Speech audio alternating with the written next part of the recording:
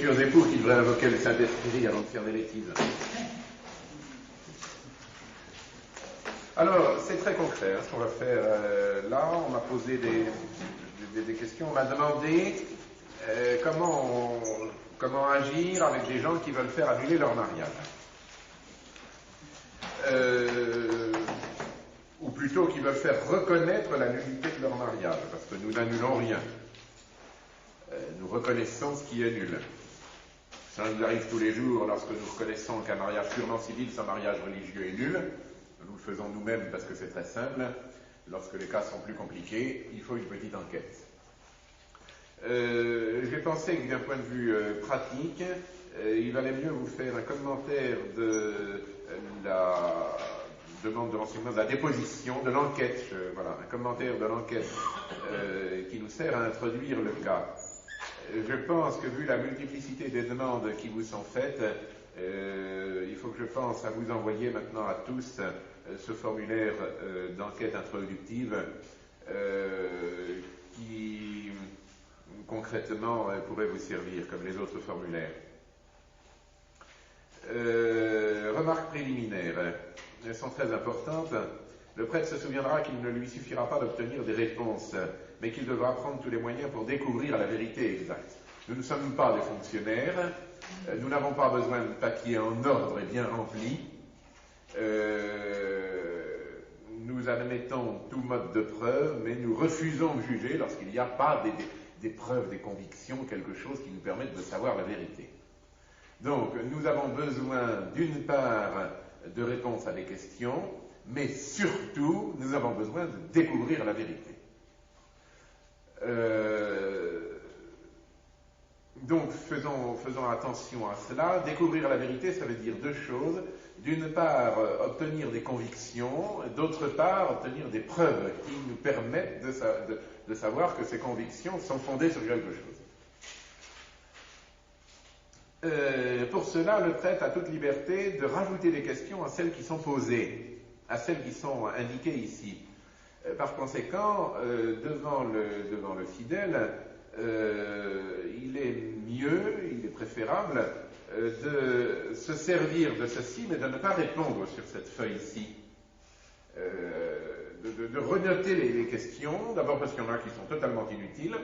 Vous poserez la question, et puis il sera inutile la réponse n'a pas d'intérêt. Pour la peine de noter ni la question ni la réponse, ça n'a pas d'intérêt. En revanche, on va voir qu'on arrive à des questions quelquefois qui sont très ambiguës, très subtiles, des réponses très subtiles. Alors il faudra faire repréciser les choses. Et si la réponse a de l'intérêt, vous noterez la question que vous avez posée et vous noterez la réponse. On n'est pas obligé de tout noter. On n'a pas besoin de kilos de papier. Mais ce qu'on note doit être l'expression exacte de ce qui a été dit. Le prêtre est bien libre de juger que telle chose n'a pas d'intérêt. Il prend ses risques, évidemment. Si elle en avait, la chose est perdue. Enfin, quand même, on voit bien que la chose n'a pas d'intérêt. En revanche, s'il note qu'une chose a de l'intérêt, il va faire bien attention de noter les réponses de la personne et non pas sa propre interprétation. S'il note sa propre interprétation, il le fait en indiquant, vu telle circonstance, j'estime que telle chose va être interprétée de telle manière. Ça a une valeur limitée, mais enfin, s'il estime devoir le dire, il le dit.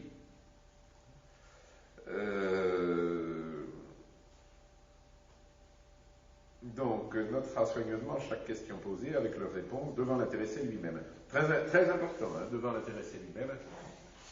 On n'attend pas. Voilà, les dépositions ne pourront plus être modifiées une fois que l'intéressé les aura signées, mais il pourra en faire d'autres.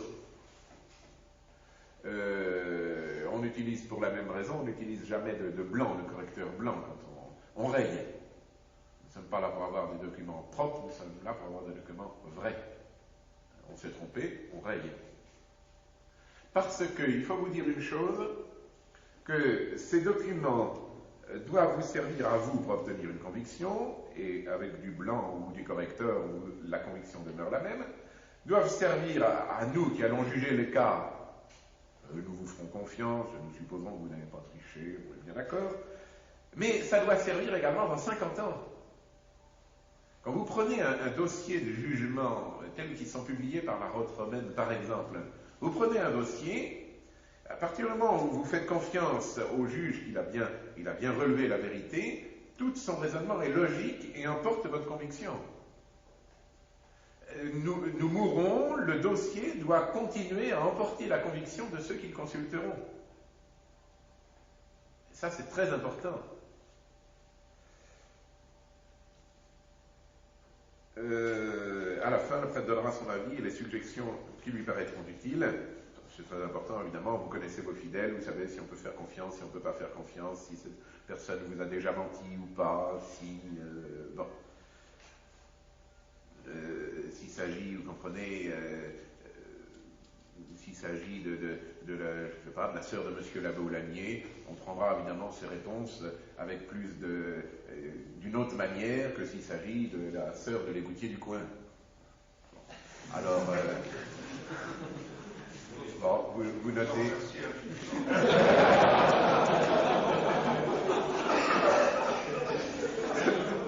Je vous dis cela parce que j'ai lu un jugement où le fait de la qualité catholique de la famille a suffi comme preuve de la véracité de ces dires. Il y a un jugement qui est monté jusqu'à la Rote romaine. La fille a dit, comme preuve de ce que j'avance, je n'ai que ma bonne foi. Et la Rote romaine a répondu, dans une telle famille connue pour son catholicisme, avec des preuves de la profondeur de conviction de cette personne, il serait abusif de ne pas croire à sa parole. Et la nullité a été reconnue uniquement sur sa propre déposition. Parce que, encore une fois, nous ne sommes pas des fonctionnaires administratifs. Bon, il est évident que, encore une fois, l'égoutier du coin, il pourra vous dire ce qu'il veut, on ira quand même vérifier. Lui, en revanche. Alors, il y a un serment à faire prêter, un serment sérieux. Si l'intéressé refuse de prêter serment, ça peut arriver quand vous avez affaire à des non-catholiques, vous notez, il refuse de prêter serment, vous notez pourquoi. L'identité, c'est pas compliqué. C'est pas compliqué. Vos parents sont-ils divorcés, oui ou quand? Et c'est très important, ça, parce que ça nous permet déjà de voir quelle est leur idée sur le divorce.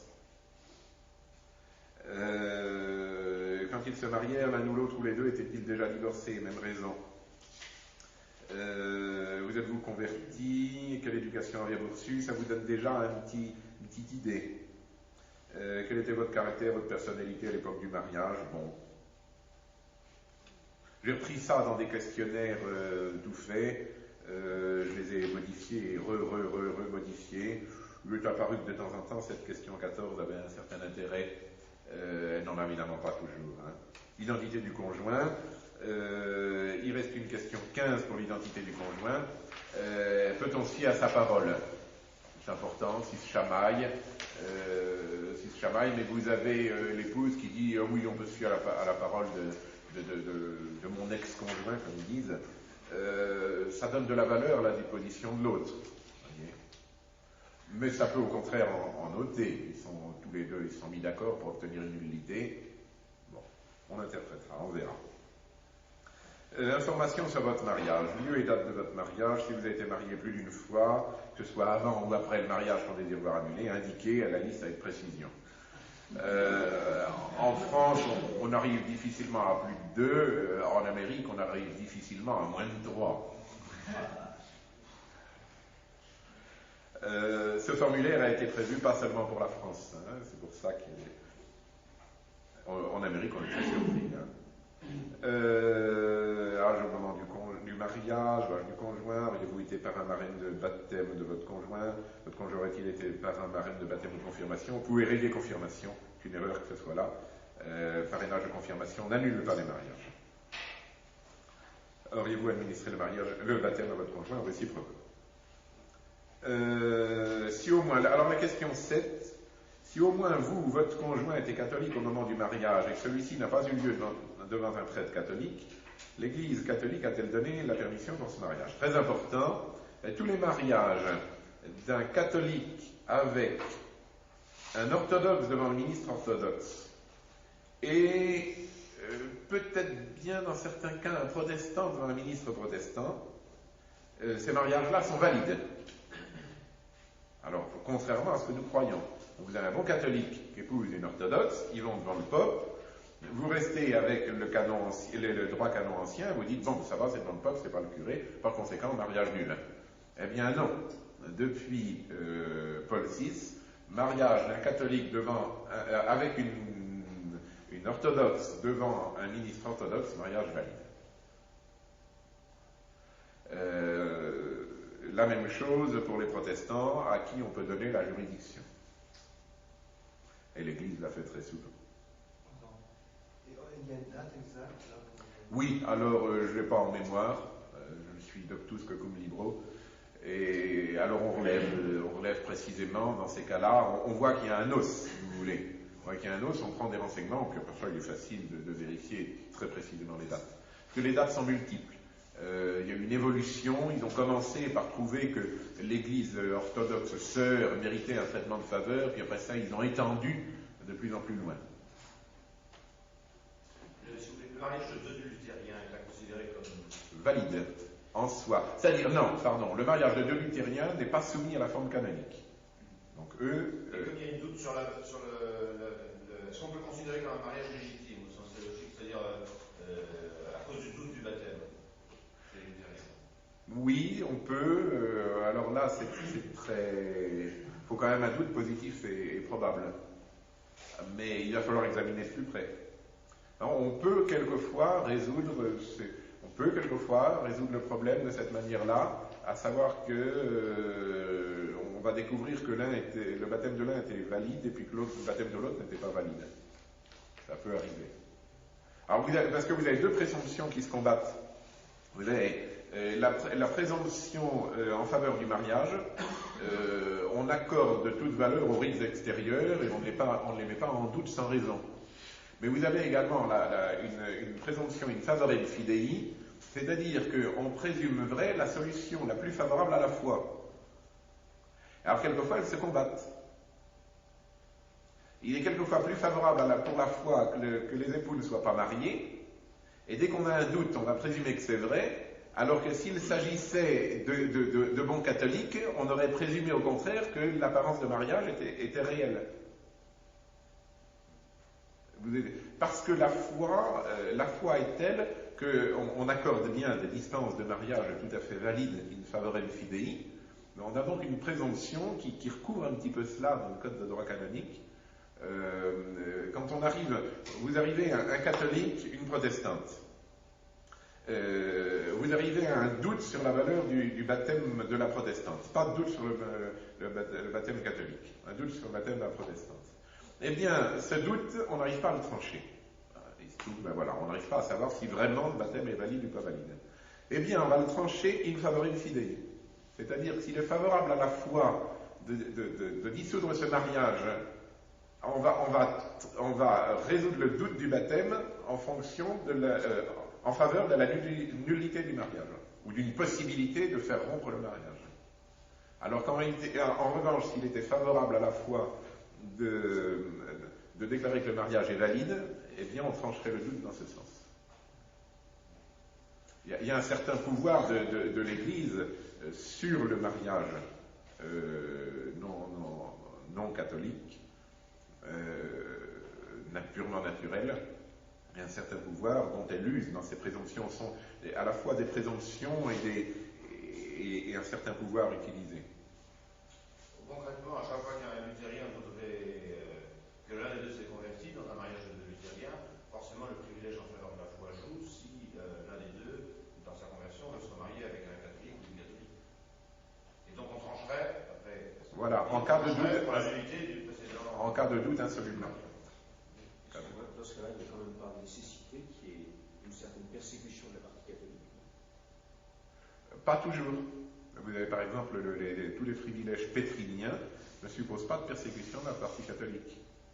Alors cette règle de présomption est plutôt dans la ligne du privilège pétrinien que du privilège paulin. Alors, mais c'est tellement complexe, c'est tellement compliqué que ce qu'on vous demande ici dans une telle enquête, c'est de savoir qu'il peut y avoir un problème et qu'il faut donc prendre, comment dirais-je, connaître les faits. Il ne vous appartient pas là de trancher. Vous ne pouvez pas. Même nous faisons un examen approfondi pour trancher. Donc, on ne vous demande pas de trancher sur la validité ou la non-validité du mariage ou du baptême.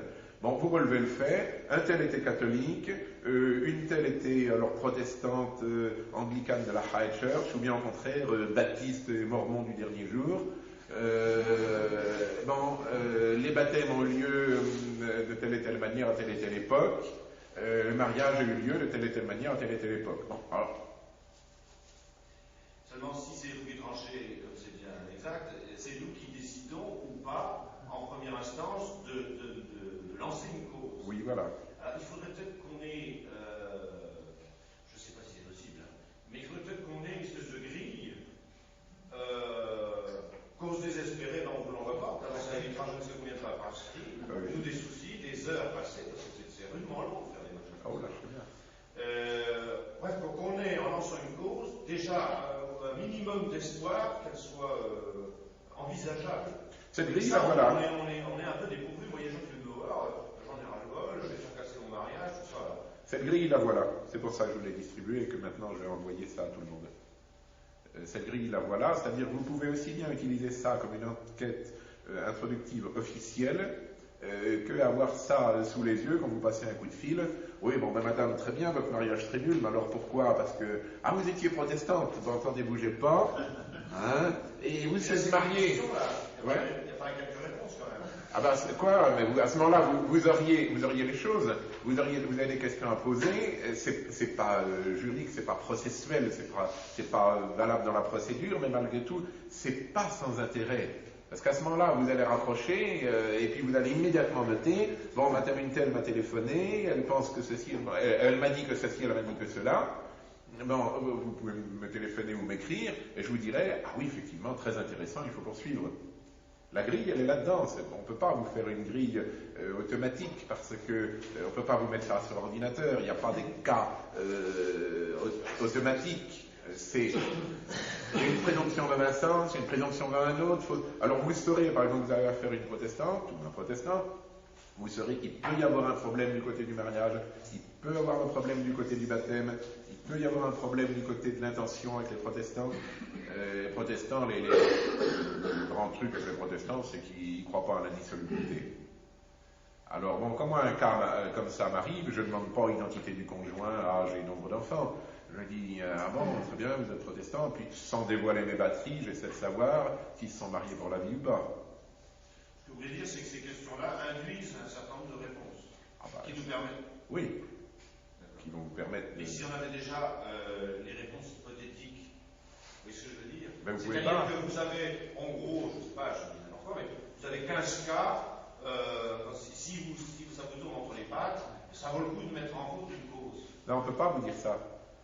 Parce que c'est ça qu'on aurait besoin. Mais non, mais vous ne pouvez pas, ça ne pourra jamais exister puisque vous jugez un cas concret. Alors ces cas, ils sont dans le manuel, ils sont dans le primaire. Alors vous avez tous les empêchements de mariage, alors dès que vous êtes dans ce cas-là, ben, le mariage est nul. Vous avez le respect de la forme canonique. Bon, alors si la forme canonique n'a pas été respectée, c'est nul. Vous avez tout ça dans le primaire. Le problème, c'est qu'il faut appliquer. Est-on ou n'est-on pas dans le cas prévu par primaire? C'est là où on se trouve. Je sais bien que c'est pas. Pardon? On pourrait peut-être quand même avoir un schéma d'exemple, même s'il ne s'applique pas exactement au cas concret. Pour moi, les pastorales, ce qui est très difficile, c'est qu'on reçoit quelqu'un qui vous raconte des histoires invraisemblables. Bon. Et si on commence à l'écouter un peu sérieusement, tout de suite, la personne va croire qu'il y a un espoir vraiment fondé. Oui. Alors, il faut juger extrêmement rapidement, si on est dans un cas complètement farfelu, d'un type qui en a assez de sa femme ou de son mari, et qui veut changer comme ça, ou bien, par exemple, s'il y a un problème, et ça, il faut faire ça assez rapidement. Mais pour nous, ça doit être fait rapidement. Si oui, mais c'est des causes qui vont, parce qu'elles sont bancales, s'empêtrer, etc., on demandera pendant des années de temps. Si on pouvait dire, rapidement, disons, non, je comprends bien. Une violence pratique immédiate. Écoutez, votre truc, c'est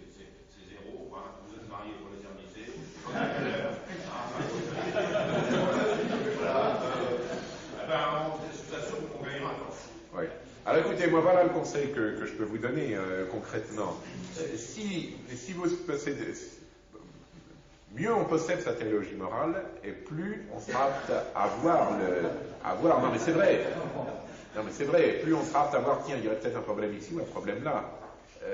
On peut pas faire. J'avais pensé pendant un temps former des laïcs à nous aider dans ce genre d'enquête, parce que encore ça va bien, quand vous êtes à Saint-Nicolas, le gars vient chez vous, vous faites l'enquête. Mais quand on nous présente des cas où il faut aller à Orléans interroger les grands-parents d'une fille qui a foutu le camp, on aimerait bien avoir quelqu'un qui pourrait se déplacer, faire des enquêtes. Bon, j'y ai renoncé à former des gens comme ça, des laïcs par exemple, des juristes à la retraite, des avocats à la retraite, parce qu'ils ne connaissent pas la théologie morale. Ils n'ont pas l'habitus de théologie morale, ils appliquent des règles. Alors, qu'est-ce que vous avez donc, si vous voulez là, vous avez une grille. Alors, vous avez une grille avec un petit peu d'expérience, vous allez savoir que les cas les plus fréquents, ce sont, je peux vous les donner, les cas les plus fréquents, c'est le refus d'indissolubilité, le mariage à l'essai, si vous voulez. On s'est marié à l'essai. Bon, on s'est marié pour le temps que ça durerait, pour le temps que ça marcherait. On va voir si ça marche, on va voir si ça tient. On va voir si ça peut. Ça, c'est le cas le plus fréquent. Alors après ça, vous avez un cas théorique fréquent, qui est le refus des enfants. Pratiquement, il est malgré tout relativement rare. Parce qu'il faut que ce soit un refus du droit aux enfants, et non pas un abus du droit. Alors, difficile à déterminer, d'abord rare, et quand ça existe, en plus difficile à déterminer. Alors après ça, vous avez des cas qui ne sont pas très fréquents, mais qui sont très clairs, c'est tous les trucs mal foutus du côté de la forme canonique. Alors c'est là-dedans qu'on était. Alors, tiens, il y aurait un problème de forme canonique, j'ai affaire à des catholiques avec un nom catholique, il y a peut-être une recherche à faire de ce côté-là. Donc vous posez quelques questions. Voilà, je peux pas vous en dire plus à priori. Oh, le cas de puissance, oui, cas de puissance. Bon, qui sont assez rares, parce que l'impuissance chez un jeune, on a quand même pour l'instant, je n'ai pas encore eu de cas, et je n'ai pas lu de cas de mariage de vieux déclarés nuls pour cause d'impuissance. Quand les vieux se marient, ça tient jusqu'à la mort. À peu près. Tandis que c'est uniquement des questions statistiques, hein, j'ai constaté qu'il n'y en avait pas. Il pourrait y en avoir, mais c'est théorique, c'est pas la peine de se donner trop de mal là-dessus, parce que c'est théorique. Il y avait une question, mais oui, je sais plus. Oui, parce que vous parlez pour la question de l'indissolubilité. Vous dites, il se pose la question si ça ne marchait pas, etc. Mais c'est pas vraiment un refus. On va voir, on va y arriver. Hein. On va y arriver. Donc, vous pouvez avoir un problème du côté de la forme canonique. N'en disons pas plus, mais vous pouvez avoir un problème de ce côté-là.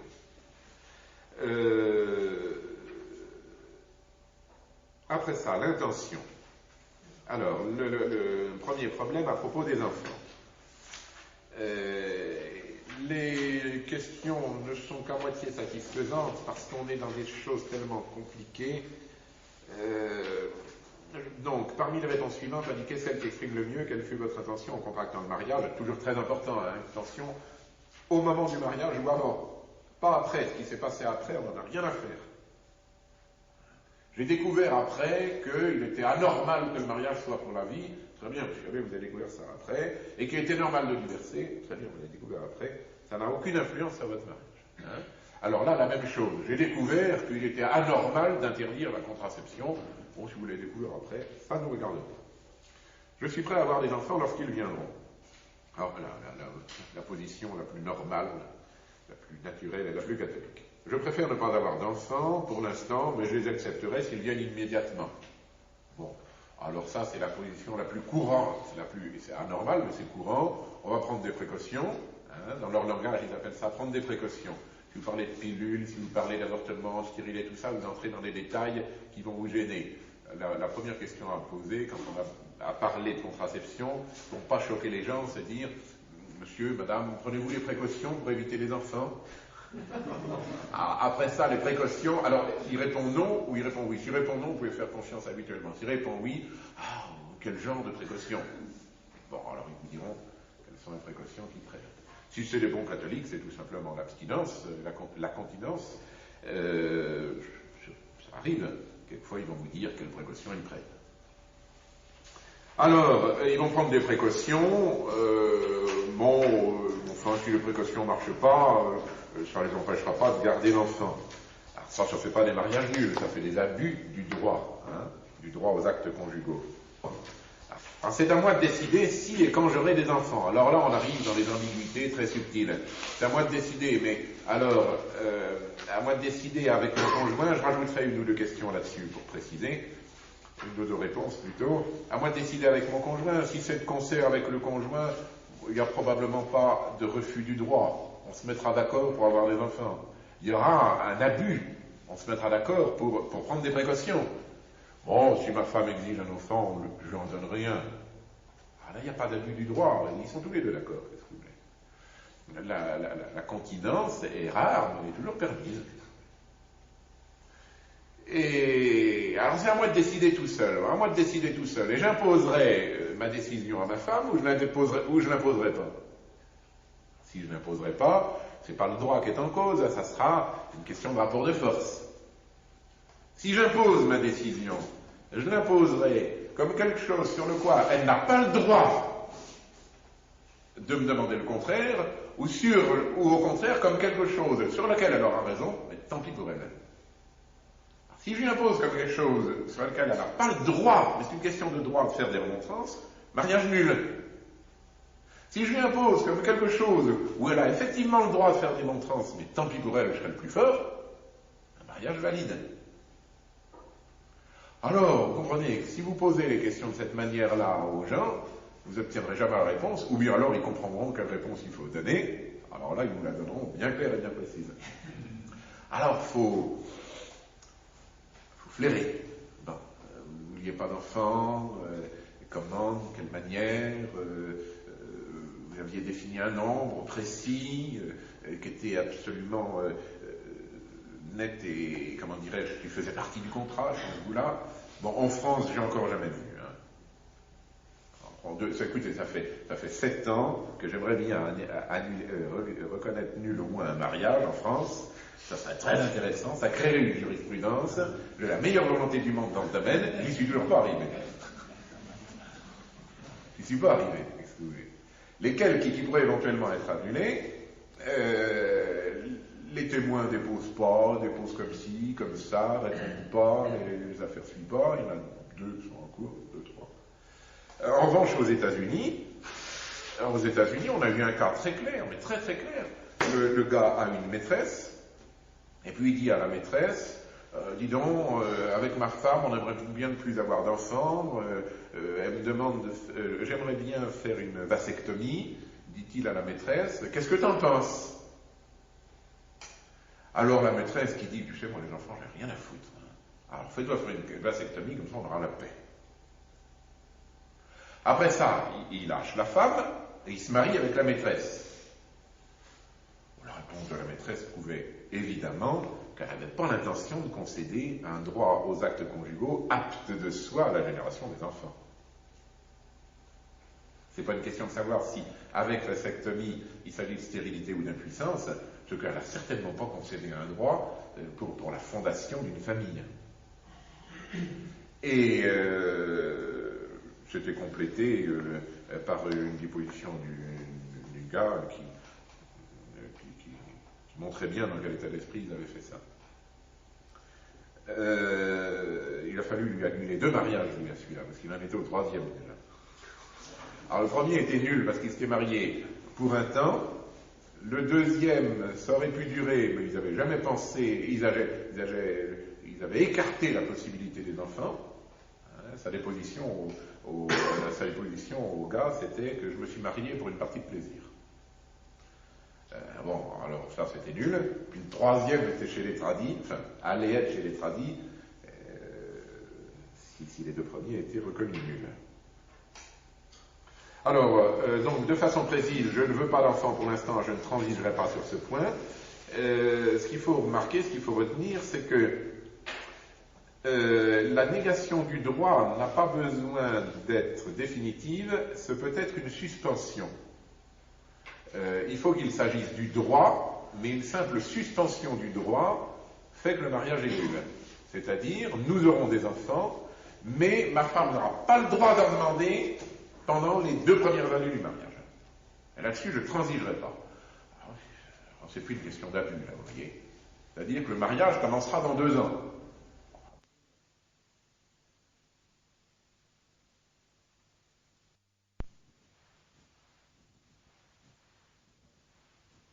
Et là-dessus, je ne transigerai pas. Alors, c'est plus une question d'abus, là, vous voyez. C'est-à-dire que le mariage commencera dans 2 ans. Donc, c'est pas un mariage.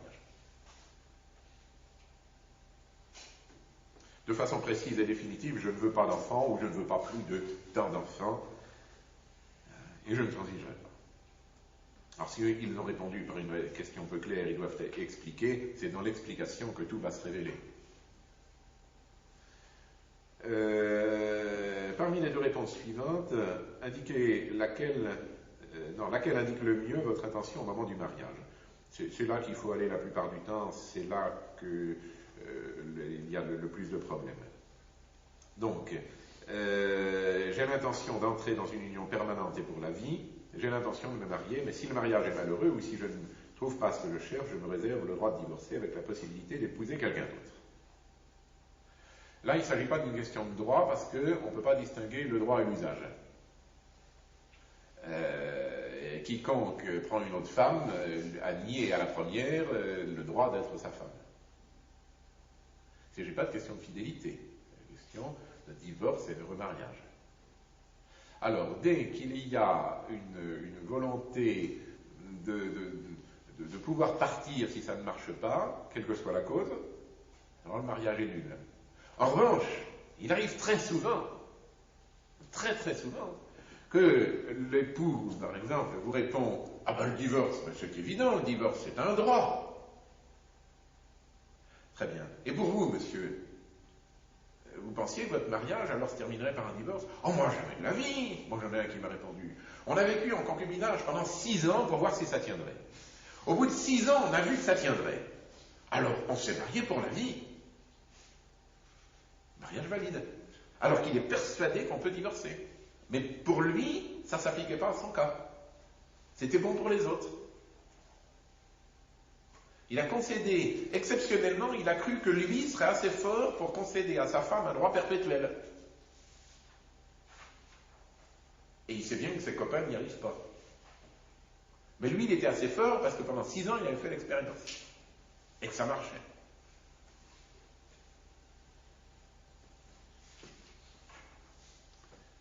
Au moment du mariage, pensiez-vous être tenu par une obligation de fidélité envers votre conjoint? C'est très rare que les mariages soient nuls sur ce point, parce qu'il faut une obligation de fidélité. Alors ils sont tous tenus par une obligation de fidélité. Dans la pratique, ils en font ce qu'ils voudront de cette obligation. Mais la preuve qu'ils sont tous tenus par une obligation, c'est que quand ils commencent à être infidèles, ils se cachent. Rares sont les époux qui disent bon ben écoute, c'est mon jour de liberté. Non, rare. Dire c'est mon jour de liberté, puis t'as rien à dire, t'as 4 jours dans la semaine, et puis il y en a 3 pour l'autre, ça évidemment c'est pas une obligation de fidélité. Mais la plupart du temps, ce qu'ils font, ils se cachent, ils connaissent l'obligation, et ils y manquent à leur obligation. Ça fait pas un mariage nul. Et s'ils le font dans l'intention je me réserve ce droit de connaître d'autres personnes, etc. Oui, ils se réservent rarement Moi, le je me droit. marie avec celle-ci, mais j'ai tout le droit d'aller voir. Oui, mais quand ils disent le droit, c'est la possibilité, souvent c'est la possibilité. Est-ce que si c'était une question de droit, ils n'admettraient pas que la femme leur fasse des remarques et ils ne se cacheraient pas? Mais il y a des fois, ils ne se cachent pas. C'est d'un commun accord. Oui, on appelle ça les échangistes. On rencontre ça aussi. Oui, les échangistes. Les échangistes, c'est vrai. Il faut que ce soit au moment du mariage, il ne faut pas que ce soit après. En général, ça vient après. Rares sont ceux qui se marient à 4. Ou à 3. C'est plutôt quand ils sont lassés du mariage, parce que pour eux le mariage c'est quelque chose de très physique, quand ils en sont lassés, alors du coup, ils font un partenariat à 3 ou 4. Ça vient après.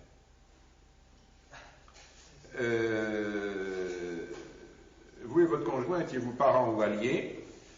Bon, ça n'arrive pas très souvent, mais ça peut arriver. C'est surtout valable C'était surtout valable, par exemple, en Afrique, les mariages à l'intérieur d'un même village. Chez nous, en France, c'est quand même plus rare.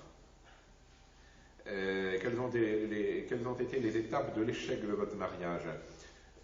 En principe, ça ne vous intéresse pas, puisque ça se passe après. Ça peut être révélateur de l'état d'esprit dans lequel ils sont mariés. Ils vont vous dire, tout allait bien, et puis ça a mal marché. Ça paraît difficile qu'il y ait eu une mauvaise intention au moment du mariage. Mais comme c'était prévu, 8 jours après le mariage, ça commençait déjà à ne plus aller. 8 jours après le mariage, j'ai découvert que mon mari avait une maîtresse. Ça peut laisser présumer que le mari ne s'est pas vraiment engagé. Alors, votre vie sexuelle a-t-elle été normale? Sinon, indiquez quels furent les problèmes. C'est par là qu'on va découvrir éventuellement l'impuissance ou la non-consommation. Non-consommation qui ne fait pas un mariage nul, mais qui permet de transmettre un dossier à Rome pour obtenir une dispense. Ça peut arriver quand il y a des mariages valides avec problème dès le début. 8 jours après le mariage, je découvre que mon mari a une maîtresse. Mais comment avez-vous découvert ça? Il n'y a jamais eu une nuit de noces. Il n'y a jamais eu une nuit de noces, et bien, au bout de 8 jours, je découvre pourquoi il n'y a pas de nuit de noces. On a eu un cas au Mexique, et il n'y a jamais eu une nuit de noces. Pourquoi? J'ai découvert que mon mari était homosexuel. Alors, il n'a jamais voulu consommer le mariage. Alors, le mari, il s'est dit, là, je me marie, enfin, enfin, je vais y arriver. Mariage valide. Il n'a pas eu l'intention de se réserver à un copain à côté de sa femme. Il était persuadé qu'avec cette femme-là, enfin, il allait redevenir normal. Et puis, il ne pouvait pas, il n'a pas voulu, il n'a pas su, je ne sais pas, il n'a jamais consommé le mariage. Mariage valide, mais dont on peut obtenir dispense. Il n'y a pas d'impuissance, là, quand même? Ça peut, mais Rome réglait rarement les cas d'impuissance par l'impuissance. Parce que l'impuissance est quand même très difficile à prouver. Parce qu'il faut qu'il n'y ait pas la possibilité d'accomplir l'acte maintenant et dans l'avenir. Alors, qui vous dit qu'un homosexuel est impuissant? Il a été impuissant, mais est-ce que cette impuissance est perpétuelle et définitive? Ça peut se régler, il peut y avoir une impuissance relative. Un homosexuel peut être, excusez-moi, puissant avec les hommes et impuissant avec les femmes. Mais il faut le prouver. Alors on préfère beaucoup plus constater la non-consommation et obtenir une dispense de Rome. Avant ou pendant les fiançailles, avez-vous fréquenté une ou d'autres personnes en vue du mariage? Y a-t-il eu une relation sexuelle avec cette ou ces personnes? Vie commune? Si oui, combien de temps? Ça va permettre de savoir quelle estime ils ont du mariage. Par exemple, on va vous répondre, oui, j'ai vécu avec une autre personne, mais ça, c'était autre chose, c'était pas un mariage, ça n'avait rien à voir. Donc, il y a une notion du mariage qui est précise. Ou bien, oui, j'en ai eu d'autres. Bon, puis je trouve que celle-là, ça durait plus longtemps, et du coup, on s'est épousé. Une notion du mariage assez vague. Combien de temps avez-vous été fiancé? Y a-t-il le bon, c'est pareil. Une grossesse a-t-elle influencé votre décision de vous marier? Ça fait évidemment pas des mariages nuls. Hein. Ça peut permettre de voir ce qui s'est passé. On a eu un cas aux États-Unis. Il n'y a pas eu de crainte. Il n'y a pas eu de mariage nul par crainte, parce que la mère a dit tu avortes ou tu épouses le gars. Et la fille a dit moi je ne veux pas avorter et je ne veux pas épouser le gars. La mère était un tel tyran que la fille qui avait 15 ans a dit c'est très simple, elle avait 16 ans, j'épouse le gars, à la majorité, divorce. Alors, la grossesse avant le mariage permettait de comprendre pourquoi la fille avait pris une telle décision de se marier pour divorcer ensuite. Alors que nous ne l'aurions pas cru s'il n'y avait pas eu d'enfant en jeu.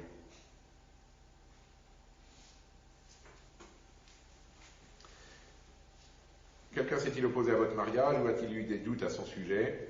Bon, ça permet éventuellement de savoir si ce qui s'est passé, d'obtenir des témoins. Ça permet de connaître des témoins sans leur dire avez-vous des témoins? Parce que si on leur dit avez-vous des témoins, ils vont dire tiens, c'est vrai, il faut que j'en cherche. Alors qu'est-ce qu'il faudrait qu'ils disent, les témoins? On dit que là, non, on a des doutes sur le mariage, des difficultés, il y a des bon, et on va faire parler la personne sur les difficultés. Résumez brièvement les problèmes, je crois que cette question je dois la supprimer parce que F fait double emploi avec les étapes, le 8e nom. On est en page 3, on arrive en page 4. Avez-vous le projet de vous remarier? Êtes-vous déjà remarié? Si oui, avec qui? Cette personne est-elle baptisée? Cette personne est-elle déjà mariée, religieusement ou civilement? Avez-vous déjà introduit une action de nullité de mariage devant les tribunaux ecclésiastiques? Alors, très important ça, le 5e nom. Parce que les tribunaux ecclésiastiques vont avoir un double effet. Ils vont d'abord vous juger les choses probablement à l'envers. Il vous manque la page 5? Oui, Alors vous la donnez, et la page 4 plutôt? Ah bon. C'est ça les athéos.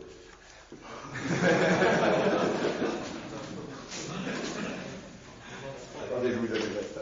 Il vous manque 3 aussi. Les tribunaux officiels vont vous juger les choses à l'envers. Alors vous serez dans de beaux draps parce que on va vous juger ça pour des motifs psychologiques. Enfin, ça, vous serez obligé d'expliquer à la personne que, ben non, le jugement en question ne tient pas. Et puis alors, les tribunaux officiels vont vous bloquer les preuves. Vous bloquez les preuves parce que la plupart du temps, lorsqu'ils demandent la déposition d'un témoin, ils demandent également le secret. Alors, vous voyez, c'est grave cette affaire-là, vous allez tout nous dire, et après ça, vous ne direz plus rien. Alors, quand nous, on arrive par derrière en disant, mais écoutez, nous, on a besoin de savoir ce qui est passé, ah non, j'ai juré le secret. On a l'air malin. Si les gens veulent s'adresser aux tribunaux officiels, bien qu'ils demandent leur mariage aux tribunaux officiels, qu'ils demandent la communion aux tribunaux officiels, à l'église officielle, qu'ils demandent la communion, l'absolution et les derniers sacrements à l'église officielle, s'ils estiment que c'est nous qui sommes les gardiens de la morale, et notamment de la morale conjugale, à ce moment-là, qu'ils nous demandent à nous d'examiner leur cas.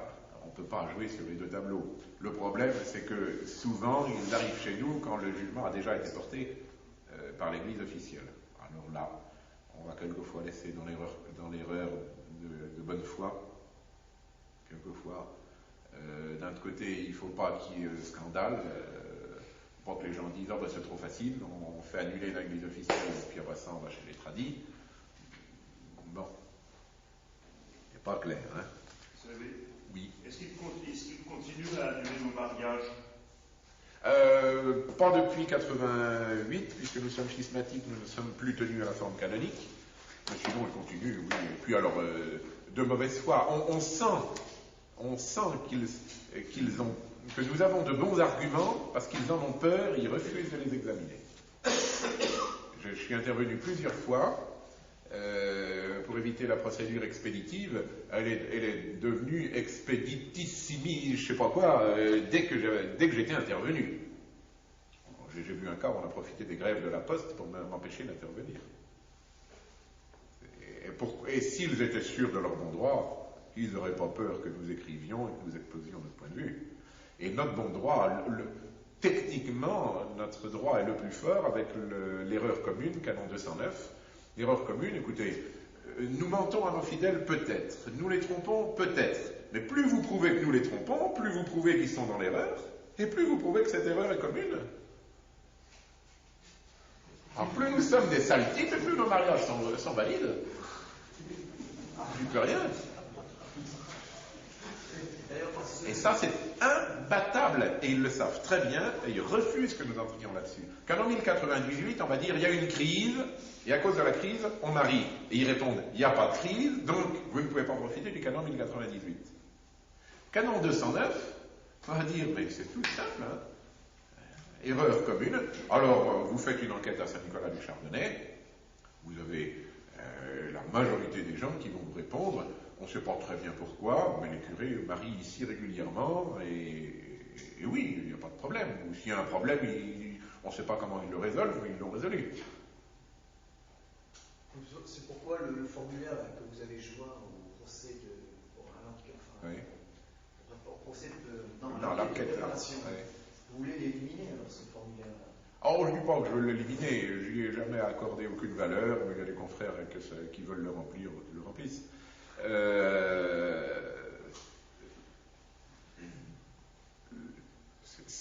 Comment dirais-je, on utilise le canon 1098 en fonction d'une situation de fait, et non pas en fonction de l'intention des époux qui ont signé ou qui n'ont pas signé. Bon, ils disent, on a cherché, on n'a pas trouvé, c'est pour ça que... On le sait bien qu'ils ont cherché et pas trouvé. Ça a été demandé par un de nos confrères de chez, enfin, favorable à notre cause, mais de l'église officielle, qui disait, oh, ça servira de preuve. Bon, la preuve, maintenant, elle est établie. Ça allait bien dans les premiers temps. On cherchait un curé, on ne le trouvait pas, et du coup, on allait voir un prêtre traditionnaliste. Alors maintenant, qu'est-ce que vous voulez, c'est... Quoi? Oh, bon, à Saint-Nicolas, je le faisais jamais signer, ça donnait des doutes aux personnes. Dire, ah bon, il y a un problème? Ah bon, on ne savait pas. Vous l'avez jamais fait signer? On ne peut pas. Ah non! Les gens sont tranquilles, vous leur mettez ce papier et ils commencent à trembler. Mais moi, j'ai mis que c'était pas obligatoire, mais... Nous, on avait cru au début que c'était obligatoire. Vous crûtes, effectivement, mais j'ai pourtant noté que ça ne l'était pas, mais c'est pas grave. Mais il faudrait le préciser peut-être. On va le repréciser, mais je ne veux pas non plus choquer les confrères et qui croient que les mariages, que c'est absolument indispensable pour la validité du mariage. Je ne veux pas faire de vagues. Et donc on pourrait marier des gens qui viennent nous demander un mariage sans qu'ils soient traditionnalistes. Oui, moi je pense, enfin à Saint-Nicolas, il nous est arrivé plusieurs fois de le faire. Alors après ça, il y a une question de prudence. Mais sur la légitimité, oui. Nous allons au moins offrir à ces gens-là quelque chose de sérieux, une fois dans leur vie. Ah, c'est ça. Les chrétiens. Le curé qui ne marie pas, c'est pas un curé. Il est amputé de quelque chose. Non, mais c'est exactement ça. Et puis, alors, s'il commence à se justifier en disant non, ça fait un petit problème, c'est encore pire, alors c'est un curé suspect. Non, mais je suis bien de cet avis. On a peut-être faire attention que certains esprits un peu auteurs, n'est-ce pas, disent bon, on va se marier là, chez les tradis, parce que de toute façon, si ça ne va pas, on pourra faire annuler. Oui, alors il y a quelques esprits reteurs qui sont comme ça, qui sont quand même pas si fréquents. Les précautions que nous prenons ont pour but justement d'éviter ça. Mais hélas, ces esprits retors seraient plutôt chez ceux qui connaissent la difficulté, donc chez des gens déjà formés. Alors comment voulez-vous l'éviter? Ce sont ceux qui justement sont nos fidèles et à qui on ne peut pas refuser le mariage. Et ceux qui ne sont pas nos fidèles et qui viennent nous voir n'ont pas l'esprit retors. Parce qu'ils ne connaissent pas les subtilités. On termine avec l'exclusio pronis. J'ai fait un petit questionnaire supplémentaire à propos de l'exclusio pronis, parce que justement, c'est pas clair. On peut céder des questions suivantes. Votre conjoint vous a-t-il précisément dit qu'il refusait d'avoir des enfants? Vous l'a-t-il dit avant le mariage? Si oui, combien de fois? En quels termes? Les termes sont très importants, puisque le conjoint dépose sur son conjoint. Vous l'a-t-il répété après le mariage? S'il l'a répété, c'est que c'était, vous voyez, une intention vraiment ferme. Si oui, combien de fois? En quels termes? Si à chaque fois qu'ils ont parlé de l'acte conjugal, le conjoint est revenu sur cette question, attention, hein, t'as bien pris les précautions. Ça met des doutes. Si au contraire il l'a dit avant le mariage, puis qu'après ça, emporté par l'amour, alors on peut penser quand même qu'il s'est marié comme tout le monde se marie. À votre avis, pour quelle raison votre conjoint ne voulait-il pas d'enfant? Ça va vous permettre de savoir si c'était un refus du droit ou une volonté d'abuser du droit. Qu'aurait-il fait si, malgré ses précautions, un enfant avait été conçu? Voulait-il une vasectomie, une ligature des trompes? De fait, y a-t-il eu vasectomie ou ligature des trompes? Je pose les deux questions d'ailleurs, parce qu'il peut l'avoir voulu pour lui ou pour son conjoint. Et puis les autres questions sont les mêmes, posées à l'intéressé lui-même. Voilà. Pour des mariages de personnes déjà d'un certain âge, qui semble que cette question des enfants ici soit difficile, non? Ah ben évidemment, si vous mariez une femme, enfin si elle s'est mariée après la ménopause, c'est inutile de lui poser la question. Non, bien sûr, mais la question aux alentours de la ménopause, quand on peut avoir des enfants, Oui. mais un peu anormaux. Oui. Là, il y a un sérieux problème, y compris pour les mariages. Là, il faut être prudent. Alors, non pas quand le cas de demande de nullité nous arrive, mais pour éviter qu'il nous arrive. C'est-à-dire, il faut souvent, quand ils se marient il y a quelques années avant la ménopause de la femme, ils sont bien décidés à ne pas avoir d'enfant. Parce qu'ils croient qu'il y a des risques énormes, ce qui n'est d'ailleurs pas aussi vrai qu'on le dit. Enfin, bon. Alors, est-ce qu'ils vont donc nier le droit aux actes conjugaux, ou est-ce qu'ils vont décider de ne pas lui faire porter de fruits? Il convient d'être précis quand on fait l'enquête avant le mariage dans ces cas-là. Mais dans ce cas-là, on peut marier? Ah ben s'ils veulent abuser du droit, on peut marier, parce que le sacrement de mariage est le seul qu'on peut donner à des personnes non disposées, à cause de son impact social. Oui, mais si le prêtre le sait délibérément. Qu'ils vont abuser du mariage, on peut marier quand même. Ah ben il vaut mieux des gens mal mariés, il vaut mieux des gens mal mariés que des concubinaires. Alors c'est très délicat, parce qu'il ne s'agit pas de conseiller d'abuser du mariage, mais il faut, en revanche, on n'a pas le droit de marier si le mariage doit être nul. Vous pourriez bien repréciser pour la question des enfants, là c'est le droit. Le droit aux actes conjugaux aptes de soi à la génération des enfants. Donc dans l'esprit du type qui se marie, qu'est-ce que ça se traduit comment ça? Qui trouve normal que sa femme lui demande de faire ce qu'il faut pour avoir des enfants. Il trouve anormal. Qu'il trouve normal, le droit aux actes conjugaux aptes de soi, c'est trouver normal dans l'intention donc, que la femme ou que le mari demande les actes conjugaux qui permettent d'avoir des enfants.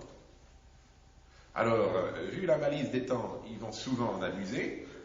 Vont-ils en abuser par faiblesse, ou bien vont-ils en abuser par principe, c'est-à-dire nier ce droit? C'est-à-dire, on aura 3 enfants, au bout de 3 enfants, tu pourras me demander ce que tu voudras, ça sera fini. Tu n'auras des actes, après 3 enfants, tu n'auras des actes conjugaux qu'avec la pilule ou d'autres moyens. Sinon, ça ne sera pas la peine. Là, il y a une négation du droit. Négation du droit, même si elle n'est pas efficace, en fait. Oh ben même si le préservatif n'est pas efficace, ou n'importe quoi, c'est autre chose. Attention, Souvent, d'ailleurs, ils disent 2 pour prévoir le 3e quel accident.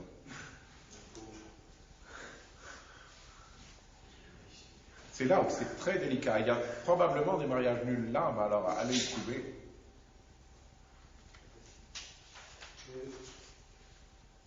Est-ce qu'on pourrait un peu préciser ce que j'ai discuté avec des confrères, on ne s'entend pas tous sur tout ce qu'on appelle la pratique, régulation de naissance, etc., les méthodes naturelles, etc.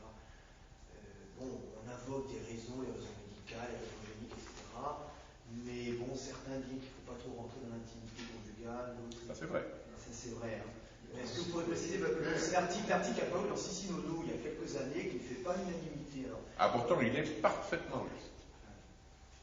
Ah, moi, j'ai eu l'occasion. Il est parfaitement juste. C'est du volontaire indirect. C'est pas l'unanimité. C'est du volontaire indirect. Vous avez omission d'un devoir grave. Il faut une raison proportionnée à la gravité de cette omission. Plus l'omission est longue, plus il faut une raison grave. Plus l'omission est courte, et plus il faut une raison, moins il faut une raison grave.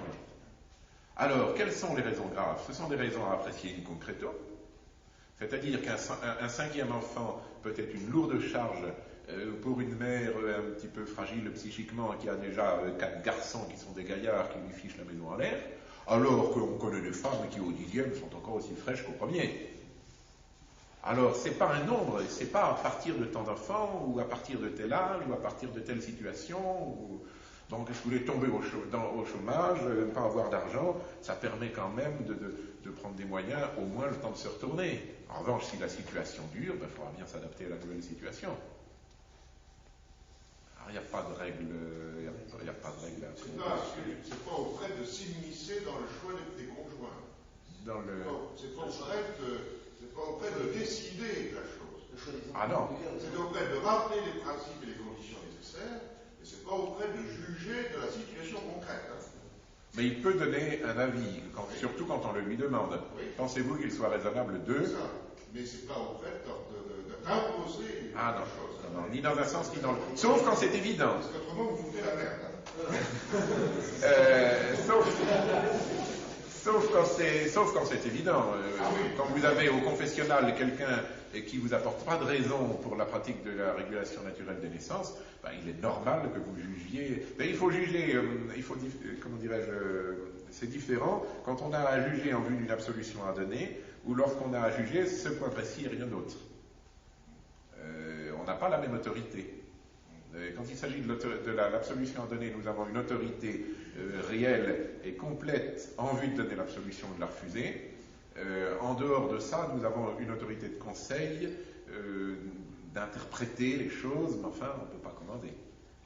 Donc, en pratique, refuser l'absolution sous prétexte que ça fait tant d'années, qu'il y a eu tant d'enfants, c'est quand même un peu exagéré. Ah, vous ne pouvez pas compter en année, compter en année, ni compter en enfants. C'est un indice. Ils sont pas les péchés ceux qui même pourraient avoir des enfants, mais n'en ont pas à cause de cette pratique. Ah si, ils sont en état de péché mortel. Écoutez, c'est comme un déserteur au combat. C'est la même chose, c'est le bien commun. C'est un devoir en raison du bien commun. Alors quelqu'un qui déserte au combat, qu'est-ce que vous voulez? Il mérite 12 balles dans la peau. Et des gens qui profitent de la société et qui ne lui donnent pas d'enfants, dégagez, messieurs, dames. On a besoin d'enfants, on a besoin de petits français, de petits catholiques, on a besoin de tout ça. Alors, vous profitez des grâces, du sacrement, tout ça, vous les communiez, et puis faire votre devoir, Bernique. Ça ne marche pas. Alors, outre qu'en plus, c'est hyper dangereux pour les ménages. La pratique déjà légitime de la régulation naturelle des naissances est dangereuse pour les ménages. Alors, comment en plus elle est illégitime? Je dis ça en pensant à ce qui se dit dans les retraites de Saint-Ignace. Je connais quelques cas où la force du prêtre a été telle que le ménage a été troublé, gravement troublé. Alors il faut être très précis. On ne peut pas être très précis quand c'est trop public, mais il faut faire attention de ne pas perturber un ménage. Et qu'il y avait déjà 6 enfants, 5 enfants, attention, il faut faire attention, quand même, malgré tout. Moi, si vous permettez, pour aller dans votre sens, monsieur l'abbé, il y a quelque chose que je voulais dire hier que j'ai oublié. Vous ne pourrez pas ne pas vous tromper. C'est pas possible, que ce qu'en confession ou dans d'autres choses. Alors, prenez le risque de vous tromper dans le sens de l'indulgence, dans le sens de ce qui se fait déjà. Il y a beaucoup de motifs pour faire ça. Si les époux sont en faute, eh bien, ils ne méritent pas qu'on leur donne... c'est de leur faute, de subir les conséquences. Tandis que s'ils sont innocents et que vous venez les troubler, alors vous êtes gravement injuste.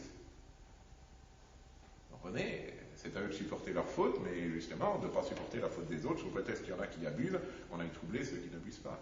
Alors au confessionnal, quand vous hésitez à absoudre ou pas absoudre, absolvez. Vous êtes trompé, tant pis. Vous hésitez à être sévère ou à être doux, soyez doux. Il aurait ce coup-là, il aurait fallu être sévère, tant pis. Moi j'ai vu des drames. Alors évidemment, le confrère était de bonne foi, ils ont fait ce qu'ils estimaient être leur devoir. Mais saint Thomas, je voulais vous lire ça, mais on n'a plus le temps, je voulais vous lire ça. Saint Thomas le dit clairement, j'avais un texte de lui. Le prêtre ne peut pas ne pas se tromper s'il se trompe, que ce soit dans le sens de l'indulgence, car c'est une faute qui est remise dans l'au-delà. Ça ne veut pas dire que les autres ne le soient pas, mais c'est une faute de faiblesse. Vous voyez, ce sont ces fautes qui ne procèdent pas d'un mauvais état d'esprit. Tandis que la sévérité procède d'un mauvais état d'esprit.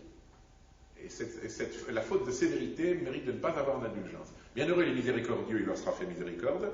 Si on pêche par miséricorde, on obtiendra miséricorde. Si on pêche par sévérité, on n'obtiendra que de la sévérité. Alors ça veut pas dire qu'il ne faille pas faire d'efforts pour arriver à acquérir de l'expérience, à consulter des confrères, à devenir de plus en plus droit, de plus en plus juste, à bien confesser de mieux en mieux, à sortir les gens du péché, parce que le péché, même purement matériel, est un drame. Le péché, même matériel, même non formel, c'est quelque chose de dangereux qui a des lourdes conséquences. Il faut essayer d'en sortir les gens. Mais il faut être... Je pense qu'il vaut mieux être indulgent, surtout quand on est jeune, surtout quand il s'agit de femmes, surtout quand on hésite, surtout quand on le sent quand on n'est pas à l'aise. On se dit, non, je ne suis pas sûr de mon coup.